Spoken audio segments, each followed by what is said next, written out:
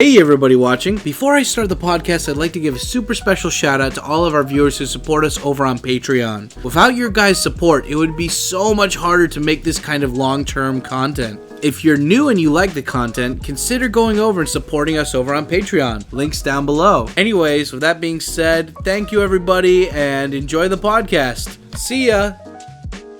I love the part when I was like, ah! Give me a little kamikaze! Give me a little bonsai! Wake up in here! They're going to the land where the code of the ninjas began. But I said, You are not Japanese. I can do it. Now, for the first time, the true story. Welcome Japan. Welcome Japan. Welcome Japan! Welcome Japan. Welcome Japan! Welcome Japan. Welcome Japan. Welcome Japan! Welcome Japan! Welcome Japan. Welcome Japan! Welcome Japan. I'm nothing but a worthless gaijin. Hey everybody out there on the fucking YouTube Zors, iTunes Zors, wherever the hell you are listening to this. Thank you again for coming and checking out Sam's wonderful, I don't even have a name for this yet, but Sam's wonderful interview guide from around Japan, different prefecture podcast.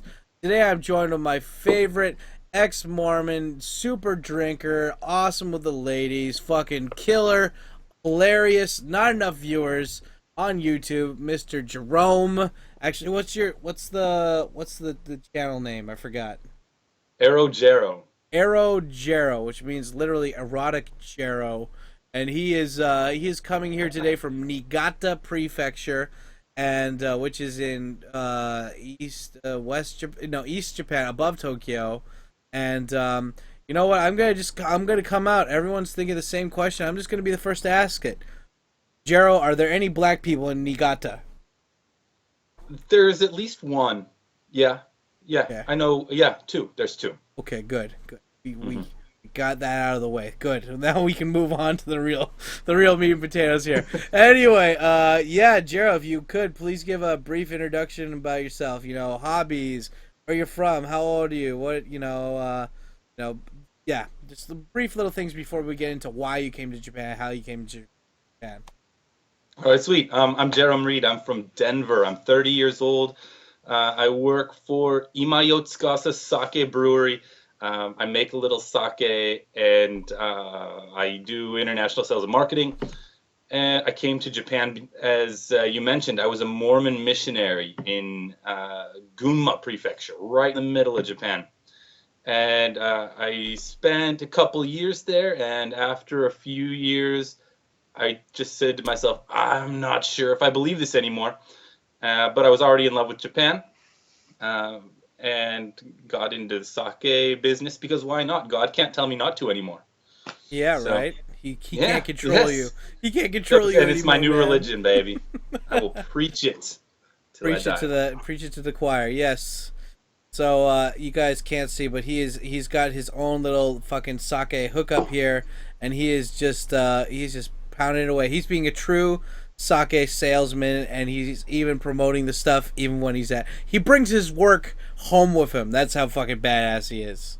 I'm a sake missionary now. I've done the Mormon missionary thing and moved on to my new religion, and I will share it with the world. Nice. Kampai to that. Yay. Webcam kampais. Yeah, cheers. Woo. So anyway, so let's get in a little bit to know you more. So you're from Denver, and you've been a Mormon since you were like forever, probably, right? Because it's strange. Like, I know it's funny. Some of the most interesting people I've met in Japan so far are actually ex-Mormons, and it's always, you guys have such interesting stories, and it's like it's never like, yeah, I was an ex-Mormon and now I sell insurance. It's like never something like boring. It's a complete jump from whatever they were before. You know, fucking Mike John. I even made a chat host, or no, I made a chat group on our like fucking phone application. And it's of ex-Mormons that I've met in Japan, and they've all got hilarious stories. And you're a sake salesman. The other guys used to be a host in Kabukicho. It's just all this hilarious. It's just good, wholesome people. We got great people here. The Mormon Church just brings us up, right? Yeah, right. What is that with that? Like, you know, I've never met a single Mormon like that was a piece of shit or that I hated, and I met quite a few Mormons in my day. Is it just you guys are bred to be nice, or is it like a thing that you have to be trained into? Oh, Or are there just, I didn't mean any asshole Mormons, but there's plenty out there. there are a few. But basically, this, I hope I don't catch flack for this. Is same as in the Catholic religion. Divorce is really looked down upon. Even if things aren't going well, the family stays together for the kids. So you just have a lot of people with a good, solid upbringing, lots of friends, good support system, and so people know. They make you dance too. So everybody knows how to dance. I'm sure your Kabukicho host friend. I'm sure he can dance. Yeah, they teach you how to talk and interact with people, and we do all right. Yeah, They don't teach you how to drink. I had to learn that on my own. yeah. Why didn't they teach it? It should have been. It should have been in Bible class. Come on. It's the blood of Christ. Yeah, for right. his sakes. Not fair. You know what? I'm gonna go complain to my district attorney right now and just get him to reappeal that rule. So what were you doing before you came to Japan, Jero? So, like you were a missionary when you got here, but what were you doing before you got here? Oh shit! Hold on. God damn it. Okay. Just. Am I live? Maybe I'll just keep talking, or maybe I'll just keep drinking. I mean, he's not live, but he'll cut this out, and everything's gonna be okay. Don't keep Daddy from his drink, though. Just in case he lets this run, what I've got is Shiroi sake. This is a Nama Nigori, which is an unfiltered, unpasteurized sake that's only out for 1 month. So what were you doing before you came to the J-Land? So actually, right after high school is when I first came as a missionary, and so I was just doing the regular high school thing. Although my high school years were pretty sheltered, because of the religion thing. No smoking, no drinking, no sex. Just kind of imposed dancing, basically. And then after the mission, went to college in Hawaii. I worked part-time as a Japanese tour guide while I was in university. Loved it. Gosh, that was the best job I've ever had. No money, but it was very fun. And then after I graduated, I joined Delta Airlines and was working in between Japan and New York, or Japan and Hawaii most of the time. I remember that. I remember that story. Yeah. Shit. So you were all over the place: Hawaii, New York, Japan. Wow. How did so you came over here originally as a missionary, like for the first time? How did that? I mean, like I heard it's really rare. Most people get put. Like, did you ask to be put in Japan, or was it just kind of random, or like how did that happen? No, it wasn't completely random. So you can't choose; you only apply. But they do ask you if you've studied any languages. And my high school had a Japanese class, and I didn't know anything about Japan. I didn't really have any specific interest in Japan. But I thought, oh, that's interesting. Most high schools don't have that, so I better take advantage of it. So I actually I didn't study hard, but I took Japanese class for 4 years. So I just wrote that on my application, and then okay, we'll send you out there. So I got lucky because my brother ended up in Africa, in Ghana. Yay! And he was killing rats in his apartment all the time, and then probably had to eat them. Whereas I relatively lived it up in Kanto. Hey, at least Ghana is better than Nigeria. I heard Ghana is like one of the nicer African countries. That's true. Yeah, Ghana is nice, and they're fairly Christian in a lot of those African countries. You better hope you're not a gay Mormon though, because they don't. They don't take kindly to your kind around there, kind of thing. Yeah. Hey, beautiful woman. Well, we don't take kindly to your kind around there. Yeah. So what's okay? So then you came here. You lost religion, kind of. Then you came back home, and you're like, I don't need to do this anymore. Were your parents pretty cool about it? They're just like, oh yeah, no worries, cool. You do you, buddy. Oh no, we don't talk about it at all. They know I don't go to church, and are you officially clear or whatever they call that when you leave the church? No. I just stopped going. I was, they've got my name on their records, but they don't send their missionaries to my house. I do actually. The missionaries that are in Niigata prefecture, I take them to ramen once a week. just because I would have appreciated it when I Yeah. was in their shoes.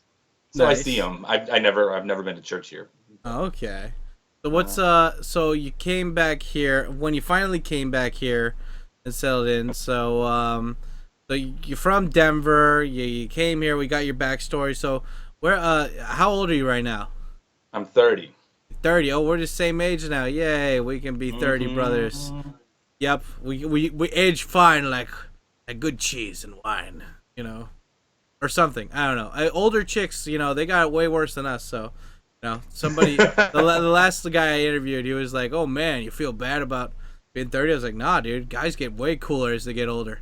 Chicks, on the other hand, well, I don't know about, but you know, it's That's a funny thing about it's maybe not just Japan. I've spent most of my time in Japan as an adult, but it's funny as you get older, the age of girls that are interested in you doesn't really get that much higher.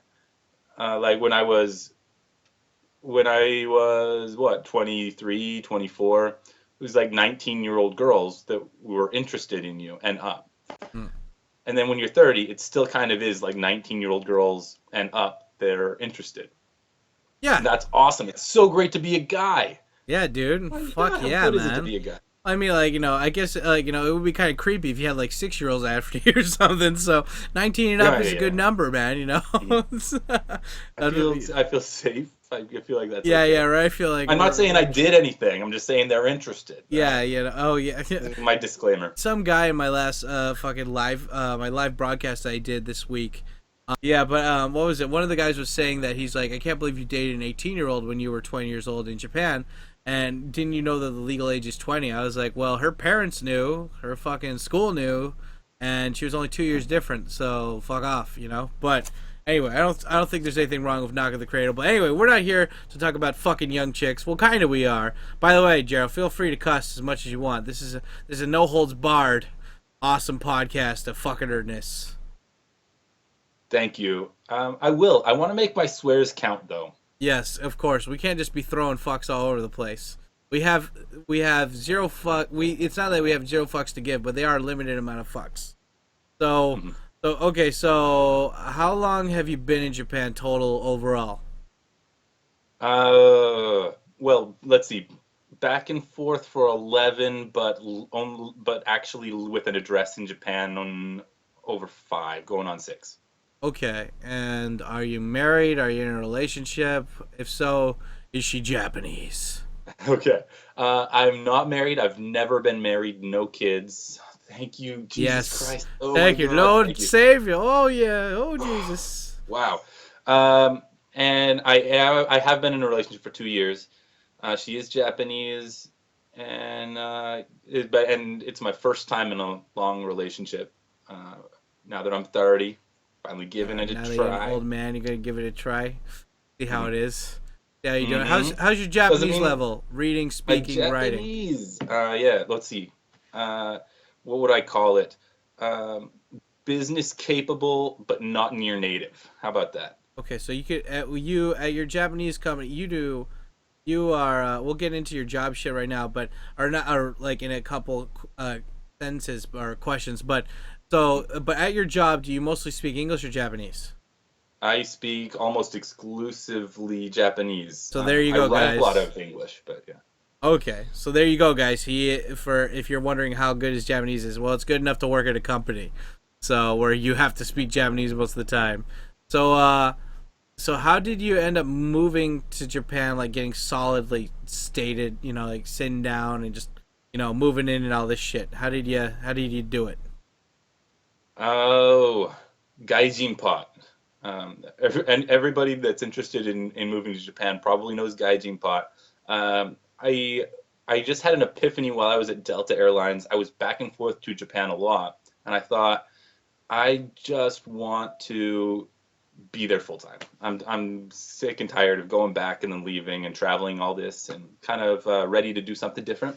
And so I just went on gaijin pot and I said, I'm just gonna get myself a job that pays the bills for a year, spend that time finding out what I really want to do with the rest of my life in Japan, and I did exactly that. I came out, I worked, I I was working at Eikaiwa, English Conversation School, for a year. Spent that year productively, and I met a recruiter.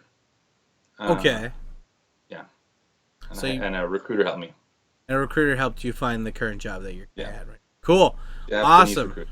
So what's wait, did you just say Japanese hooker?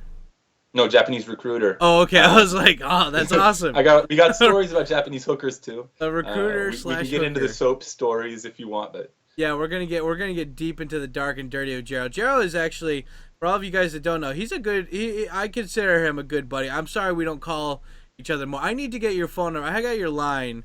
And I got your Facebook. I got everything else, but I don't. I think I have your phone number actually. I just need to put it into my most dialed list. I have like a straight number. What is like a straight group of just like 15 people or something that I call almost like on a daily basis, and I gotta put your shit in there. But you work a lot of overtime, so even if I called, you probably wouldn't be able to pick up. But January and February are my much lighter months. So yeah, he's out of the year. Yes, we gotta catch up and smoke crack and kill people. It's gonna be great. Yeah, but Jero's a good guy, guys. It's been too long. Yeah, he's had not since New York, man. Yeah, right. We gotta get back dabbled, into it. Dabbled in the crack. Yeah, I love the crack. Actually, I have a qualification. Crack sommelier. Crack sommelier. Yeah, you can only get that in Queens. Yep. Hey, Queens represent, right? So we got we have your relationships covered. We're going to go into your jobs in a little bit, but we got your relationships. We got your Japanese level. We got how you moved to Japan. So can you tell us about 3 reasons why you personally chose to come back to Japan after the whole trip and everything, the missionary dabble and stuff? If you had to give 3 reasons, like I came because like I love, stuff like comic books and hot Japanese chicks, food, whatever, those are, I can get everything I want in life pretty easily as long as I'm living in Japan. Awesome reason. That is a super true one. Japan is a very convenient country where you got a lot of good stuff at easy access. It's condensed. It's convenient. You can get anything at a convenience store. So it's just an easy place to live for one thing. But the superficial reason first was I decided to move back. It was part of my out of religion transition. So I was just kind of like, I need a new start and I need an escape. Just be alone for a while and not think about this. So my first superficial reason was the escape. But the second is food and culture and sake. But I love sashimi. I love fish. Fish is just so good here. It's incredible. But what everybody thinks about Japan, they think rice and fish and vegetables. But Japan also makes a lot of really good fucking fried shit. They fry shit like kushikatsu, man. They'll put anything on a stick and put it in a deep fryer. So if you like eating a lot of fried food like me too, even if you like fish and vegetables and rice, well, there's a lot of the good fucking fried shit too. So I'm very happy eating in Japan. Love that. Gained a lot of weight here. But the most important reason is adventure. Before I came out, I was living in New York working for a really big company. And I felt like I was slipping into the grind and I needed to do something interesting with my life. And I wanted an adventure. And in Japan, really basic shit can be an adventure if you're a foreigner. And I still, even after all of this time and all these years, I still enjoy it. So yeah, I love it. I'm very happy here and I'll probably never leave. Fuck yeah, that's what I like to hear. So far I've gotten that answer from everybody that I fucking interviewed. And that's gonna be at the end of the interview too. So that's awesome. That's great to hear. So why don't we get into the one of the reasons why people fucking came in here to begin with, the prefecture questions of where you live in Niigata. So first off, so you ended up in that prefecture because you got a job there, and that was like being a salesman for a sake company. Yes. So that's how you got there, pretty much. Mm-hmm. And you got that through a recruiting friend, buddy, person, acquaintance. Yeah. I met a Japanese guy who's a recruiter. He speaks nice English. And I went to him and I said, hey, I would love to do something in the alcohol industry. And he's like, hang on, I might have something. And he went to the CEO of my current company, and Yeah. he's like, would you take an American? And the guy, the CEO, my current boss, was like, yeah, that could work. Yeah, hey, we need some flavor around here. That's good. Yeah, so they had me out. They brought me out twice on the Shinkansen, which is the bullet train is a 2-hour ride from Tokyo Station, Okay. and it's directly west. And you go, part of the ride sucks because like a third of it is going through the mountain range, so you have no cell phone reception and you can't see anything. Ugh. I But remember that now. Yeah, fuck, dude. yes, but I got there, and he wined and dined me, and he took me to restaurants and introduced me to cool people, and I was in. It was very easy to see that the alcohol industry in Japan is very cool. There are a lot of parties and events, and get to be on TV all the time, and it's just fun.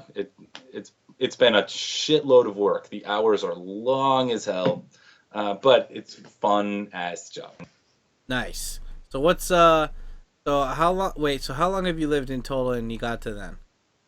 1 year yesterday, 2 days ago. Yeah. Wow, that's awesome, dude. So what's so we'll go into like kind of fluffy stuff, and then we'll get into the hard hitting questions when it comes to this prefecture that you currently live in, because that's the great thing about this podcast is that it doesn't matter if you've lived there for 2 days or 20 years. I want to hear your experience, and like everyone's opinion is different, and it's interesting, and it's just hearing the good, bad, and ugly, all the stuff.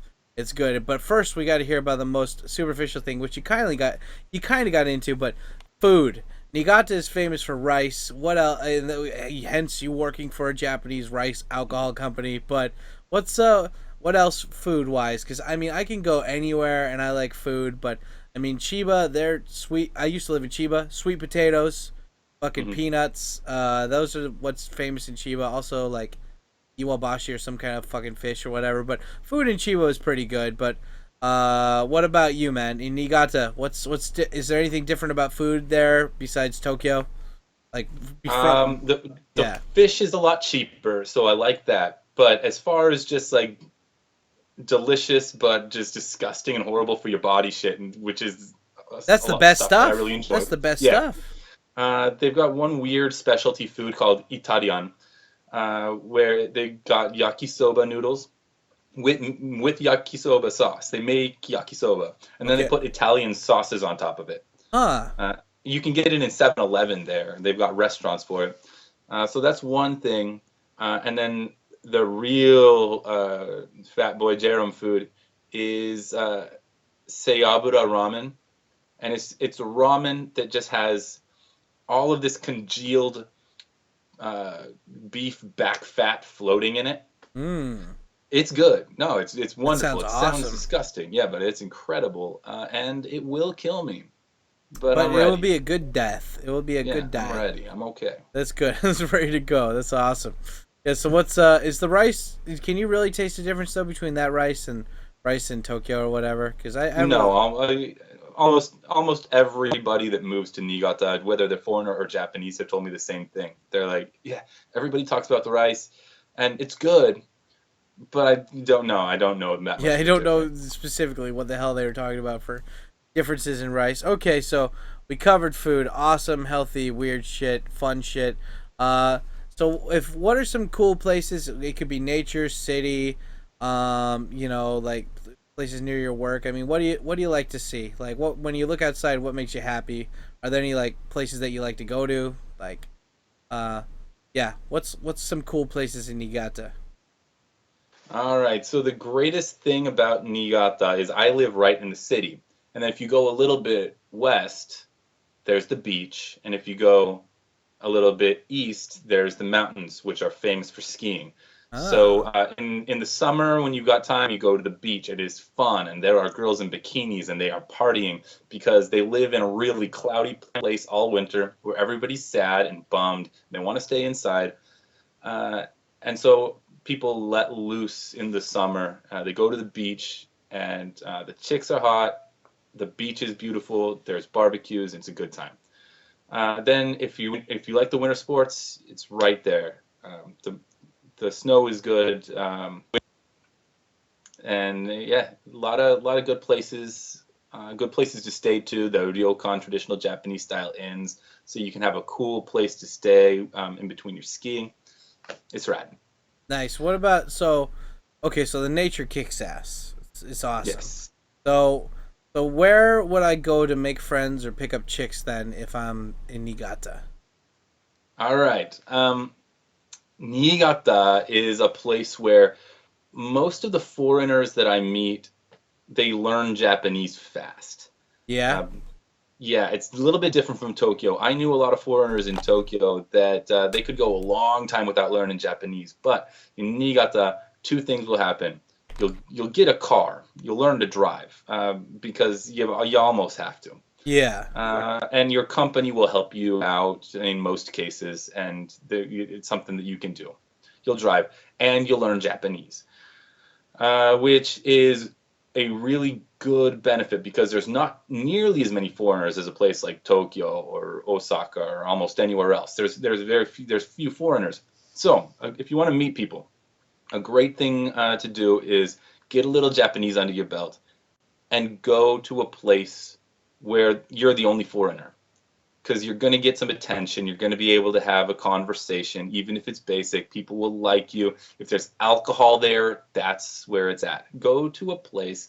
There's a lot of events, stuff you can go to, but are there any like places like specifically that you would recommend? I mean, when I lived in the countryside in Chiba, I'd go to Mega Donkey, which is a big giant mall, just because that's where people congregated.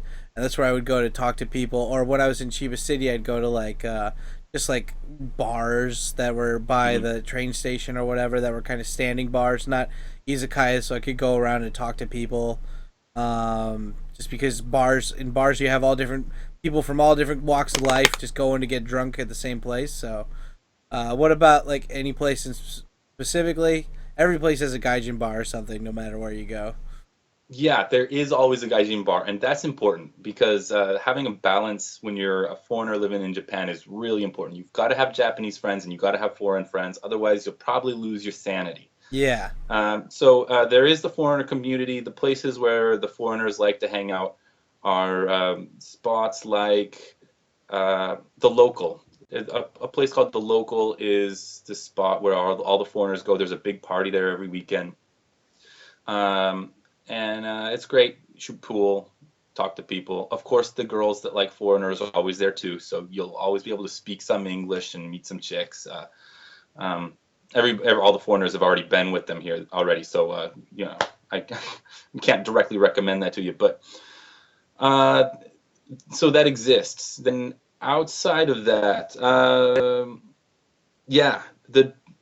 the standing bar spots are awesome. You're exactly right, especially the small ones. The spot that I love to go to the most is Dangerous Chicken, because they make curry-infused karaage. Drinks are fairly cheap. The bartenders are really cool, and they'll talk to you. And it's condensed. You can hear each other's conversations. And so once everybody gets a few beers or sakes or whatever in them, you can overhear somebody's conversation, jump in, make friends. And that is something that's really easy to do in Japan. When you're in a closed space, if you know what they're talking about, just be like, "Oh, are you talking about?" Oh, and now you're having a conversation. You're making friends. It's really easy to do, and everybody's very nice about it. When I'm there, and I've never gotten shut out of a conversation. That's awesome. Like, no, we're not talking to you. So what's okay? So you eavesdrop. That's what I'm. Eavesdropping. Yeah, eavesdrop. Mm-hmm. Great so you way got to make those friends. places. You got all those different places that you can go to and pick up. What's good for picking up chicks though? Where can I find the hot sluts, the hot naked dirty sluts, the dirty birdies? So all it takes girls. is time. All it takes is time. Here's a fun fact about Niigata. Niigata has even though it's a kind of a cold, snowy place, it has the shortest skirts in Japan. That is, it is the prefecture that has the shortest skirts for high school students in Japan. And not that we're going for high school students, but I think that's a culture that lives on. It should be acknowledged that is. You get it in your mind when you're a high schooler, then you keep doing it in your 20s. Perfect. Yes. So, I mean, nobody's just a slut. But as the night progresses, Yeah. that's how you pick up the girls. You go to Liffey Tavern right before it closes. Um, the girls are having their drinking party, and then you walk in right before they're done. You break into their conversation. You get line from everybody, exchange contact information with all of them, and then as they're walking out, then you send the one you liked a text, and then maybe she will meet you at your place or at a hotel after all Nice. of her friends went home. Yep, you got to be careful not to let them look like they're slutty in front of their friends. Big, Right. big part of the pickup thing here. I knew you'd know. I knew Yeah, you'd know that. it's just we got a lot to talk about. I think we'll do like a podcast just in general where we talk about a girl, just go back and forth. We're gonna have a boys' night when it comes to dating women here, because and that time I will make sure that if the alcohol didn't put me to sleep, that we'll do it when we're both awake and not tired from work. It's Saturday. Were you working Saturday today? Yeah, so in sake brewing companies, from October to April, you work 6 days a week. That's just industry standard. So you will work from Monday through Saturday, and then from April you have regular weekends. But yeah, it's not like a black company thing. It's just a tradition thing. But I mean, it isn't Gotta like take the they're bad with the good. beating you with a whip or something every day. No, they've been very cool with me, and with as far as not beating the whip. What they will do is be really passive aggressive Yeah. and almost too nice. That's something that kind of You gotta get pisses me off kind of about the used to company. KY. You gotta get into it. Yeah, like I'll do it. So just ask me like your coworker. Don't Yep. you know? Don't be like, hey, so I would like the recently the place has been dirty. I wonder who's gonna clean it. Wink, wink, hint, hint. Anyway, so Right. you talked about. Just tell me to clean the bathroom for God's sakes. So what's the hardest part about living in Niigata? For you, like Oh, weather, people, location, whatever. so one thing that I loved about living in New York and Tokyo is I'm a walker.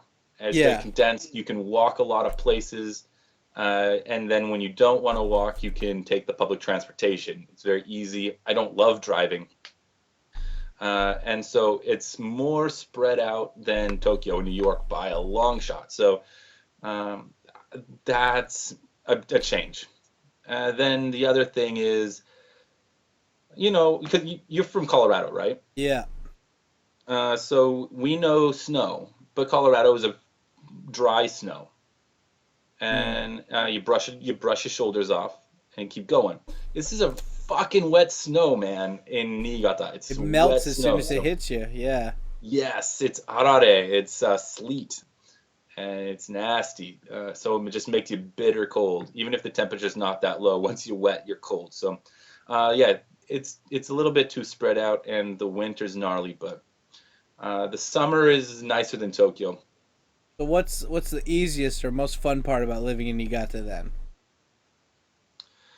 Ah, I went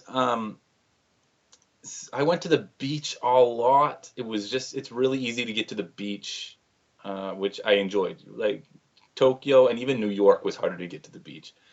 Um, so in the summer you have a blast, and there's just a long like miles of beach houses and cool restaurants, and you can always see bikini girls on the beach. You can strike up conversations with people because they're sitting outside, having a beer, sitting just right on the beach at a little beach house. They have parties out there. They have DJs out there.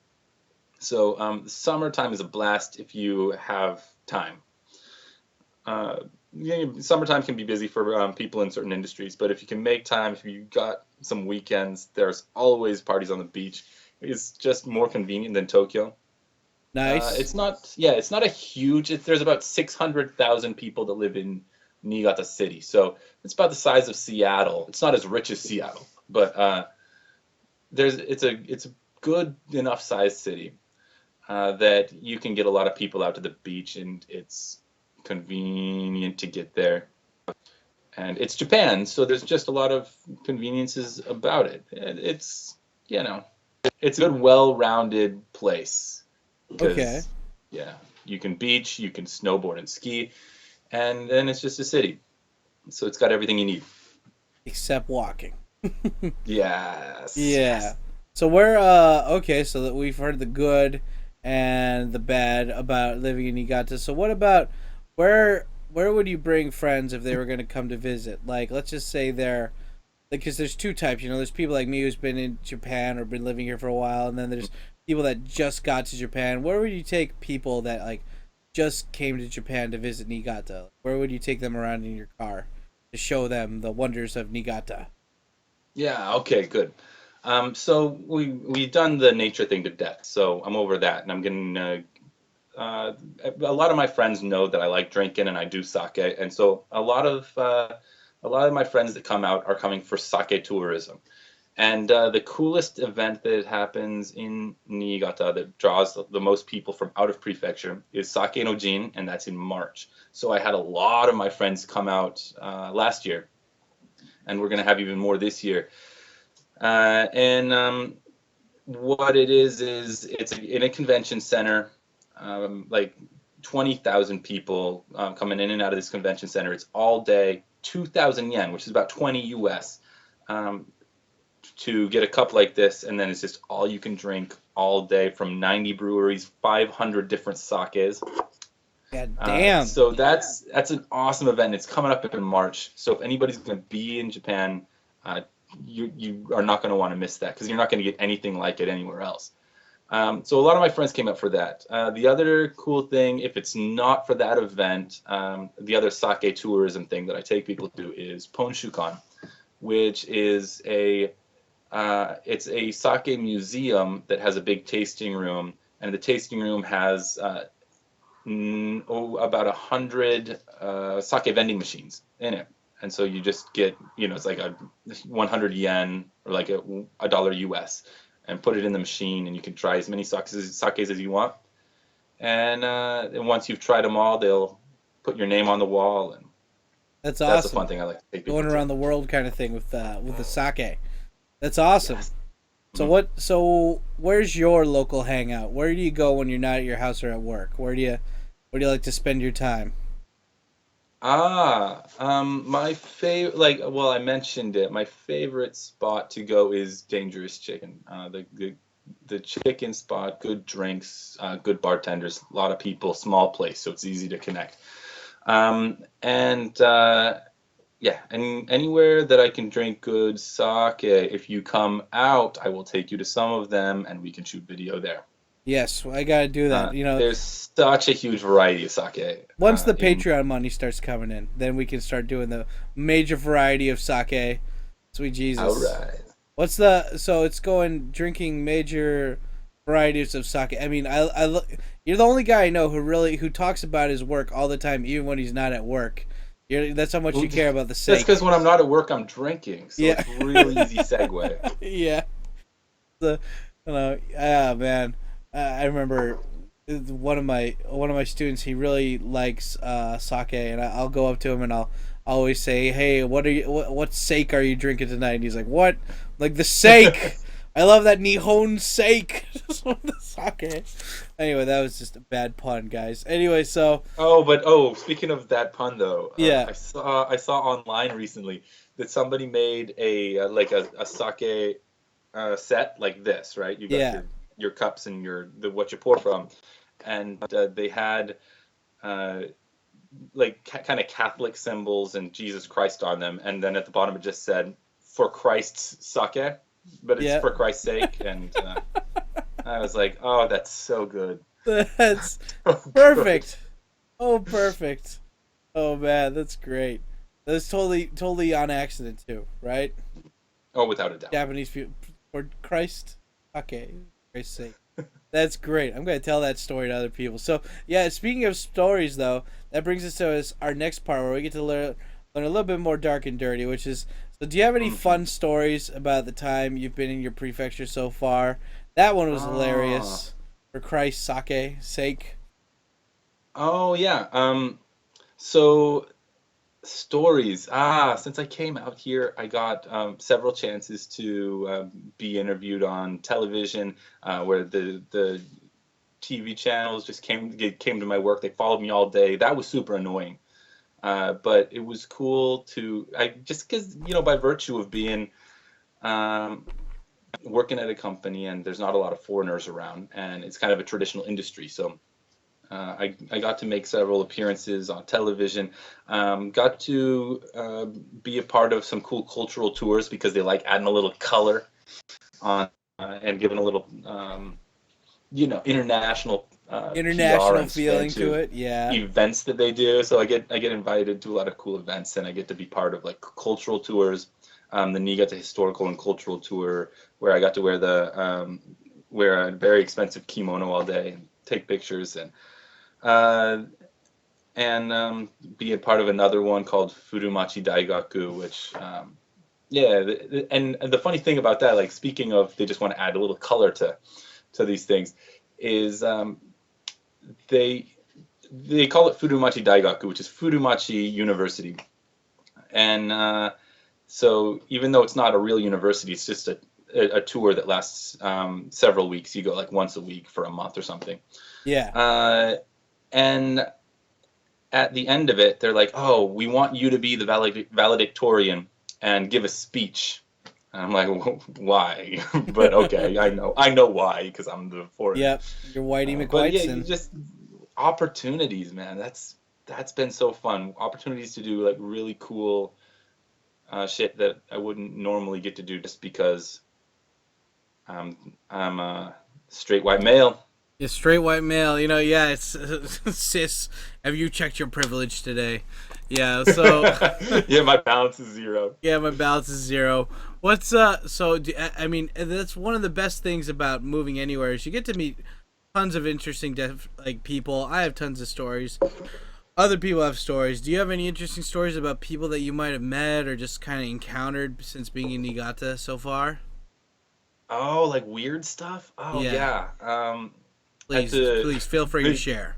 Maybe I shouldn't drop stuff like this, but you don't need to drop names, but it's okay. Okay. Just at the smoking area. Sorry, everybody. Yeah. Outside of the station, just doing this thing, scrolling through your phone. Yeah.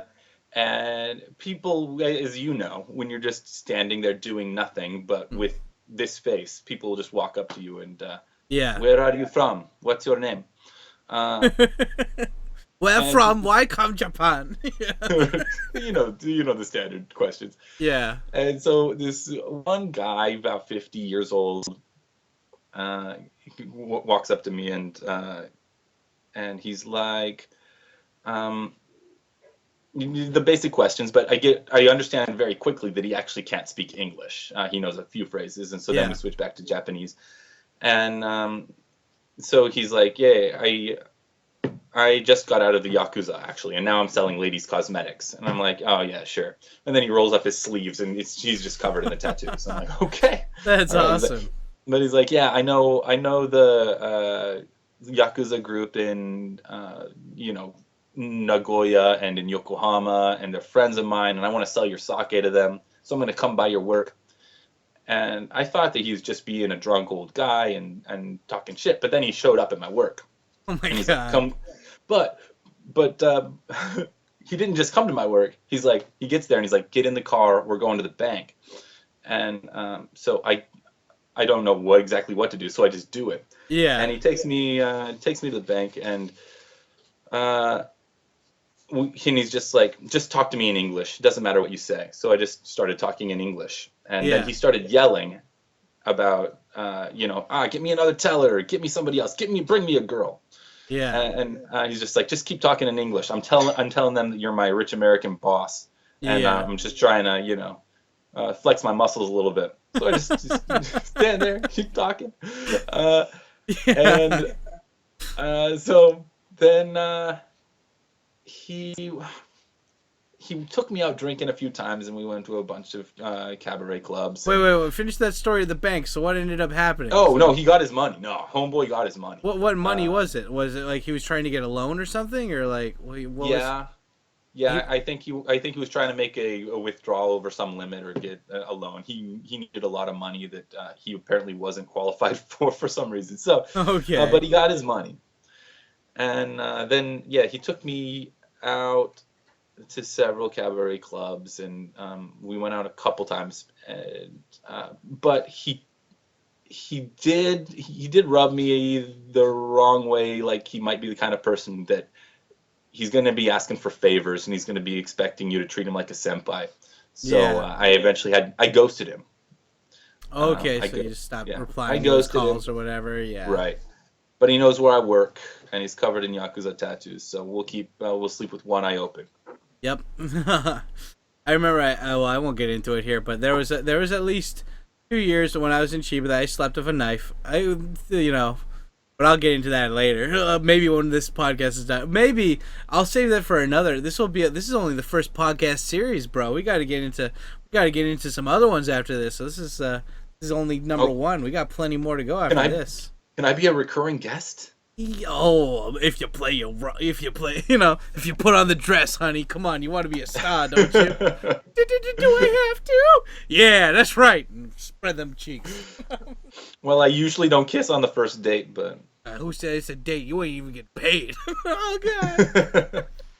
Yeah, man. Sure, of course. Yeah, I think if this podcast really hits off, or at least if it rubs people the right way, then yeah, there will be. This is like season 1 of Gaijin in different prefectures. Just not just the same fucking white, women giving superficial fluff experiences about bullshit in Tokyo through their YouTube videos. This is actually supposed to show real version of Japan, or at least real experiences, real people, not just in Tokyo, people that might not necessarily be on YouTube or be on there all the time, so that's what it's for. So yeah, but anyway, yeah, don't piss off people, or don't get too friendly with people who you might have to be afraid of and sleep with a knife with. Anyway, yeah, next story. So that's a good, awesome story. If you're gonna be we're gonna get you on here again. We're gonna have you elaborate on more awesome stories. But that's hilarious. Just keep speaking to me in English. It's cool. It's fine. Just keep doing it. Don't ask too many questions. Come on, we gotta get out of here. Can you tell me about okay, so what's it like? You already kind of talked about it, but what's it like working out there specifically? I mean, you said you're working a lot, but how's your commute to work? Is it long or whatever? What's the working hours like? I mean, can you just elaborate on that a little bit more for the wonderful people listening? Like I said, I'm not a driver, so when I was looking for an apartment, I specifically looked for a place that I could walk to, so that I could walk to work. Even if it's snowy, I literally live a 7-minute walk from where I work, which is awesome. Now, if you know Tokyo, Tokyo is an expensive place to live, and I'm paying more than I have to, I guess, but I'm in a brand new place. I was the first person to ever live in my place. It's 1 LDK, so I've got enough space, and yeah, I'm a 7-minute walk from where I live, and I'm only paying 6 mon for it. Nice. So $600 roughly US for that. And so what's how's working at a Japanese company? We'll go way deeper into that, and probably on a podcast where it's actually talking about specifics about working at a Japanese company and whatnot. But what's how is it compared to English teaching? You like it, or you want to go back to English teaching, or? I mean, we already know the fucking answer, but let's get into it. I mean, what's better? What's worse? The answer would confuse you because would surprise you. The answer will surprise you because I know that I have a really cool opportunity, and I know that I enjoy my job and I love my industry. But there are days where I'm like, oh, I would kill to be back in Tokyo teaching English right now, because the nice thing about English teaching is when the last lesson is over, it's over and you're done and you go home. But when you're working in a Japanese company, if everybody is there until 1 a.m., you're there till 1 a.m. Unless you've got somewhere else to be, unless you've got meeting or an appointment or an event that you're doing, you're there. And you wait for your latest Are you helping coworker. people? Or like, what if you have nothing to do? You're just there helping the others that have to stay there because they got work to do, or are you just sitting there just jerking off? No, you'll ask a coworker, oh, do you need me to, write some forms or, whatever, add some numbers. What are you doing? What can I help you with? Yeah. Because there is the mentality that we're all here until everybody's leaving. So how can I help us get out of here sooner? Mm-hmm. And in December, that was really bad. In December, that was, never earlier than 11 and sometimes as late as, after 1 in the morning. Yeah. And then back to work at 8 a.m. So Yay! it sucks. And Working there hard. is a room to sleep in the office. Like, it's that bad. Like, they know. Wow. Yeah. They know it could be Couldn't bad. they just So hire they've more got a people? bunch of phones. Couldn't they A just bunch hire of more phones. people to pick up the slack during that time? Yeah, that's what I thought too. Yep, right. Fucking bullshit. Yeah, All what I that thought. money's going into Shacho's, the president of the company. It's going right into his pocket. Oh, I did the math. Oh, dude, I did the math yesterday. Yep. My yearly salary is 1% of what we made in December. Oh, wow. So, and how many employees are in the company total, though? 12. Oh, right in the balls. Oh man, yeah. That's one of the reasons why I quit my full-time job in March, because I did the math about how much the students were paying to join, stay, insurance, whatever for the fucking school, and I was like, I was like, I don't have a shitload of responsibilities, but you better be paying me more than that. But all the other people there are fucking. They're nice people, but they're fucking idiots, and they accept peanuts because they're like, well, it's not that bad. I'm like, you're fucking 34. Get a real job. Anyway, sorry. I got triggered. No, you're totally right, man. Triggered, man. Triggered. But I feel you on the money part. So what's okay, so we talked about your work, your commute, funny stories, and the place we kind of talked a little bit about. Let's get back into your place. So it's a 1 LDK, which means it's a bedroom and a living room with kitchen in it. It's about $600 a month. Brand new. Brand new. So you obviously like it a lot, right? Yes, I love being here. And you, I mean, so what's the best part about your apartment or house? Apartment, right? Yeah. The thing that I moved there, like I said, I moved here, like I said, a year ago. So it was beginning of January, and the thing that saved my life was that automatic ofuro, the bathtub where you just like push a button and it's covered and it fills itself up, and then it stays hot and it refills with hot water every 5 minutes. Wow. That's wonderful. The thing that sucks about it is there's not a convenience store that's less than 10 minutes by walk, but that's all right. Yeah, okay. Well, that just means to hoard more. It's a balance, but yeah, I agree. It sucks, especially when it snows so bad. Niigata has like amazing fucking like pictures on the internet of like fucking 3 or 4 stories of snow that like giant snow machines blow onto the side of the road because there's so much goddamn snow in Niigata. Right. Luckily, it's not like that here in Niigata City. It's not as bad. It doesn't pile up much. It just melts into your clothes, and so you're cold to the bone. But within the prefecture, it's really high, like 20 meters high. Ridiculous. Fuck, dude. So overall, we got two questions left, and it's just, so would you recommend somebody live in Niigata as like the first place that they're going to move to Japan? Why or why not? It depends on what kind of person you are. If you are a chill dude, right, this is the place to be. I know stoners that are here. I know people that they just like to stay in their apartment that doesn't cost that much money. Chill out with great sake and amazing food and the best rice in Japan. If you're just a chill dude who wants to sit back with manga, whatever, you got access to all that, this is the place. Like, yeah, there are stoners here. There is the best alcohol here. There is some of the greatest food in Japan here. Is it easy to go out like Tokyo? No. So if you're the party guy, then stay in Tokyo. But if you're just a chill dude, if you're chill bro, then this is your paradise, man. Just coop up and enjoy all of the beautiful things about this place. Like I said, the skirts. Hey, can't go wrong with that. Fuck yeah. Yeah.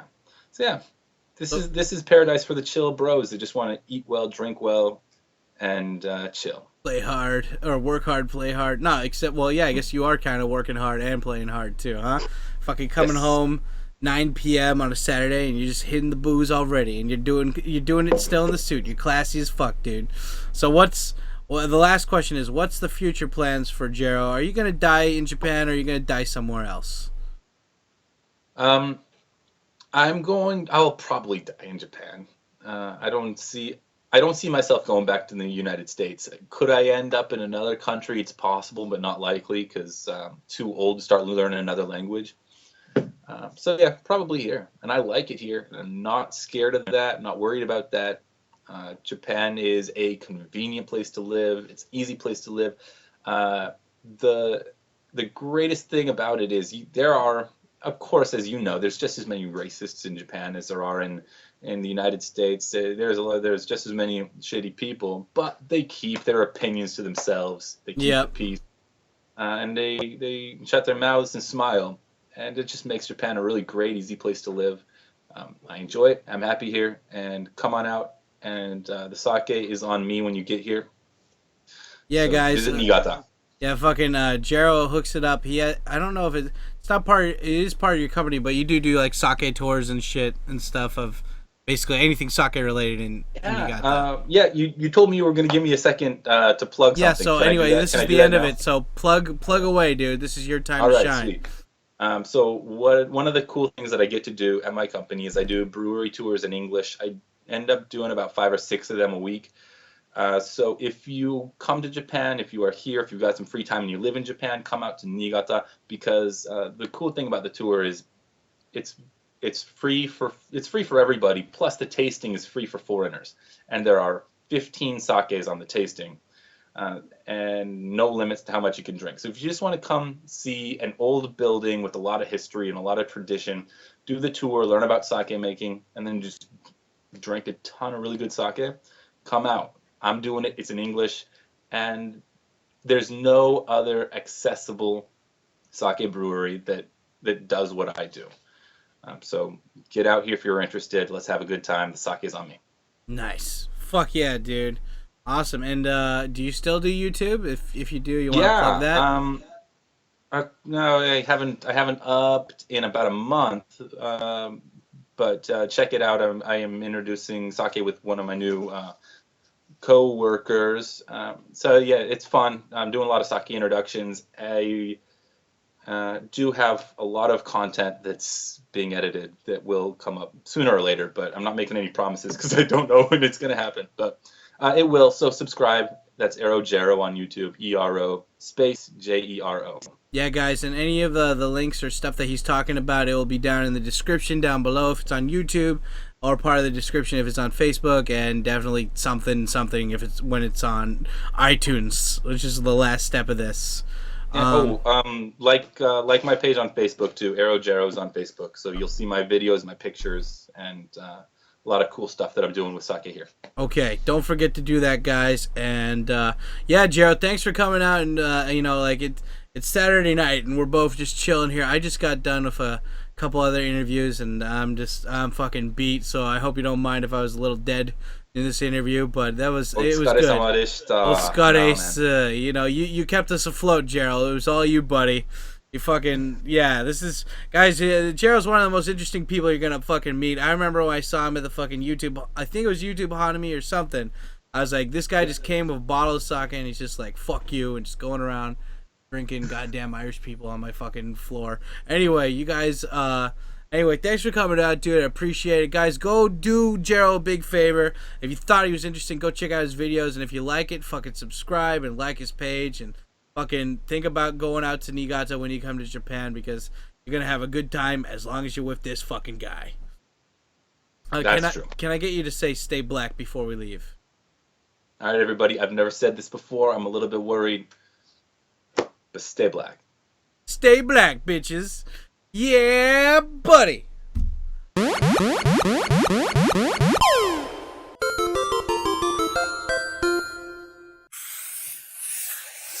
Hey everybody, just some last minute announcements. If you're not already doing it, please consider following us on social media, links down below. Big thank you to everybody who clicked on the podcast to listen today.